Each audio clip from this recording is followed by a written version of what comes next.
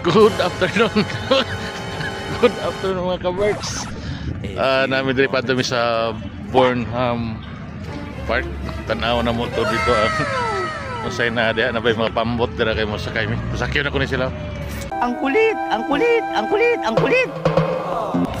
Namin diri sa football field sa sa Baguio City. So kanang atubangan dia. Dia paingon na ang Burnham Park. So among atuon mga ka-Berks para experience po na mo ning kabugnaw-bugnaw gid ang bagyo mga ka-Berks. So murag manuhot-suhot sa imong kaugatan nga dagko ang kabugnaw. Oh. Alam kayo na. So mga ka-Berks, salamat og maayong hapon. Huwag mong subukan. Masisira ang buhay mo.